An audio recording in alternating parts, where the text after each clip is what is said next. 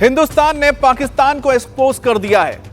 चौतरफा एक्शन शुरू हो चुका है। एक मोर्चा विदेश मंत्री जयशंकर ने संभाला तो दूसरा फ्रंट भारत का डेलीगेशन पाकिस्तान के आतंकियों के साथ के कनेक्शन को एक्सपोज करने के लिए इस्तेमाल कर रहा है। कूटनीति के जरिए पाकिस्तान को आइसोलेट करने के लिए भारत ने पूरी ताकत लगा दी है।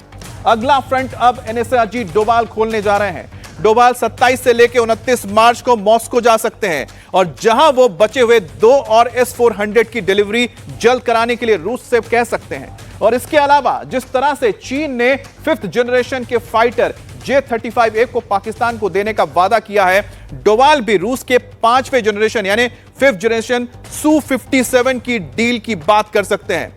डोभाल मॉस्को जाने वाले हैं और इस खबर के बाद पाकिस्तान में किसका क्या हाल है, इस रिपोर्ट के जरिए आपको समझाते हैं। पाकिस्तान कांप रहा है, S-400 और आ रहा है।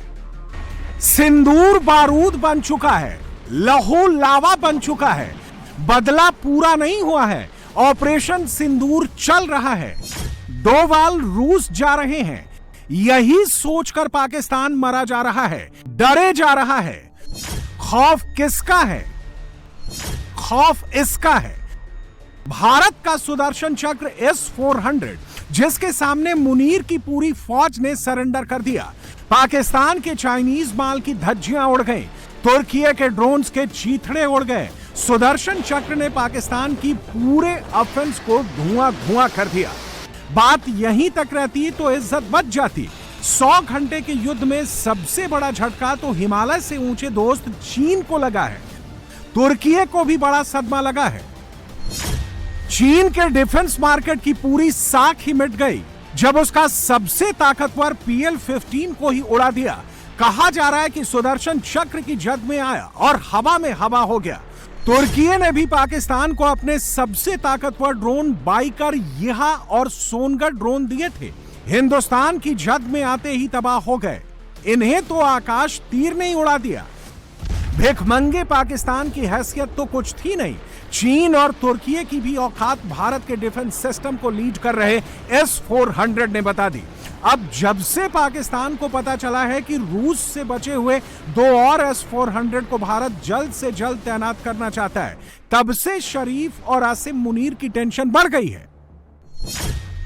सूत्रों से खबर आई है कि राष्ट्रीय सुरक्षा सलाहकार NSA अजीत डोभाल अगले सप्ताह मॉस्को जा सकते हैं।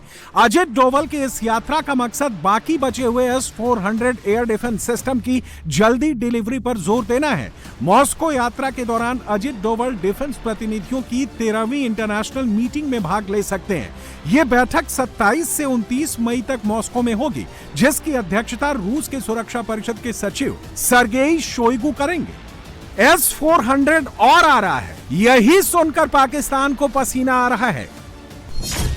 भारत ने 2018 में रूस के साथ 5 S-400 एयर डिफेंस सिस्टम की खरीद के लिए लगभग 35,000 करोड़ रुपए की डील की थी।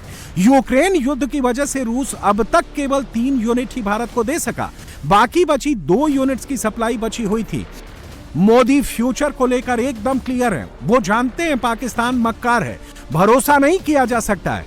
अगर ऑपरेशन सिंदूर 2.0 के हालात बनते हैं तो सुदर्शन चक्र की जरूरत भी बनती है।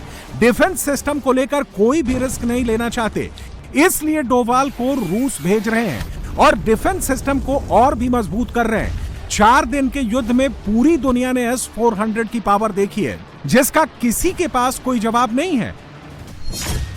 S-400 के आगे अमेरिका का गोल्डन डोम ही टिकता है। पाकिस्तान का चीनी HQ-9 कहीं भी नहीं टिकता है। गोल्डन डोम अमेरिका की अगली पीढ़ी की multi layer missile defence shield है, जो दुश्मन देश से आने वाली लंबी दूरी की मिसाइलें जैसे intercontinental ballistic missile ICBM, hypersonic मिसाइलों और संभावित परमाणु हमलों को समय रहते पहचान कर हवा में ही नष्ट कर देता है, जबकि S-400 एयरक्राफ्ट क्रूज और बैलिस्टिक मिसाइल को हवा में खत्म कर देता है। S-400 में रूसी, इजरायली और स्वदेशी तकनीकों का मेल है, जो पाकिस्तान चीन के HQ-9 से कहीं ज्यादा तेज है। S-400 एक मोबाइल सिस्टम है जिसे सड़क के जरिए लाया जा सकता है, 5 से 10 मिनट में तैनात किया जा सकता है। HQ-9 को पाकिस्तान ने अपने 2021 में अपनी सेना में शामिल किया था। इसे रूस के S-300 के बराबर माना जाता है। इसी से पता चलता है कि जब भारत का ब्रह्मोस चला तो 11 एयरबेस पाकिस्तान के तबाह हो गए। चीन का HQ-9 सिस्टम नाकाम हो गया। इसलिए जब डोभाल बचे हुए S-400 को लाने रूस जा रहे हैं तो पाकिस्तानी घबरा रहे हैं। शहबाज और मुनीर झूठी जीत का जश्न मना रहे हैं, लेकिन जो पाकिस्तानी सच जान रहे हैं वो पाकिस्तान के लिए हुए चीनी एयर डिफेंस सिस्टम का मजाक बना रहे हैं। सच तो यह है कि भारत के डिफेंस सिस्टम के खौफ की वजह से शहबाज शरीफ और मुनीर दोबारा वॉर जैसे हालात चाहते ही नहीं है, क्योंकि उन्हें पता है कि भारत तो तबाह कर देगा और उनके मिसाइल, ड्रोन और फाइटर जेट को S-400 उड़ा देगा। डर सिर्फ इस बात का नहीं है, उन्हें डोभाल के जाने के बाद नई हथियारों की डील की भी चिंता सता रही है। याद कीजिए, जब भारत में एयर शो हुआ था तो रनवे पर जैसे ही रूस का Su-57 स्टील्थ फाइटर जेट आया और जब हिंदुस्तान के आसमान में उसने उड़ान भरी, एयरफोर्स की आंखें जम गईं। जिस तरह से भारत के दो दुश्मन पाकिस्तान और चीन के बीच में दोस्ती है, जिस तरह से टेक्नोलॉजी पर युद्ध हो रहा है, उसको देखते हुए 5th जनरेशन का जेट जरूरी हो गया है। एक रिपोर्ट में दावा किया गया है कि चीन इस साल अगस्त तक J-35A 5वीं पीढ़ी के लड़ाकू विमान पाकिस्तान को सौंप सकता है। ऐसे में सवाल है कि डोभाल रूस के साथ Su-57 5th जनरेशन के जेट की डील का रास्ता तैयार करेंगे। भारत की तरफ से तो इसको लेकर कोई इशारा नहीं मिला है, लेकिन पाकिस्तान में इस डील की आहट से घबराहट शुरू हो गई है। नई युद्ध रणनीति के लिए 5th जनरेशन के जेट जरूरी हैं। अब तक भारत ने कोई रुचि नहीं दिखाई है, लेकिन जिस तरह से ऑपरेशन सिंदूर में चीन पाकिस्तान को कम लागत में 5th जनरेशन के जेट देने की बात कर रहा है, भारत भी अपनी डिफेंस पॉलिसी में कई नए बदलाव कर सकता है। लेकिन बड़ी बात तो यह है कि Su-57 को यूक्रेन युद्ध के दौरान इस्तेमाल किया जा चुका है, यानी कि बैटल टेस्टेड है। लेकिन J-35A जो पाकिस्तान चीन से खरीदने जा रहा है, उसको अभी तक इस्तेमाल ही नहीं किया गया है किसी युद्ध में। तो कितना परफॉर्मेंस करेगा, उसकी एक तस्वीर या उसकी एक झलक हम सब ने ऑपरेशन सिंदूर के दौरान देखा था, जिस वक्त पाकिस्तान ने चीनी हथियारों का इस्तेमाल किया था जो पूरी तरह से फेल रहे थे।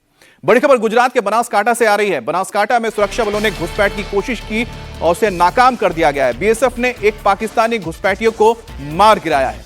पाकिस्तानी घुसपैठिया गुजरात के रास्ते भारत में घुसने की कोशिश कर रहा था, लेकिन वहां मुस्तैद बीएसएफ के जवानों ने उसे देखा और उसके बाद उसे रुकने के लिए कहा। जब वो नहीं माना, तब उसे गोली मारी गई।